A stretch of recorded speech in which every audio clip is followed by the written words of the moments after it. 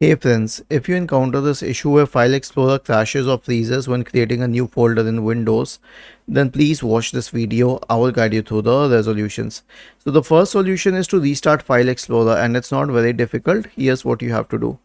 Search for Task Manager in the Windows search bar and open Task Manager. Okay, and then you can find Windows Explorer here.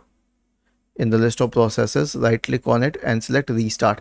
If you do not find it in the list of processes, scroll down to the background processes. Okay, the next one is an SFC scan. Search for command prompt in the Windows search bar and click on run as administrator.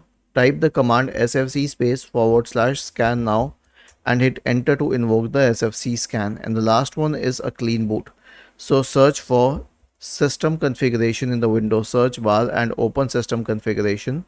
Go to the services tab. Check the box associated with hide all Microsoft services. If any other service is checked, click on disable all, apply, OK, and then restart your computer. Was this helpful? If yes, then please subscribe to the channel. If not, then let us know in the comment section of the video on how we could help you further. Thank you for watching this video and have a nice day.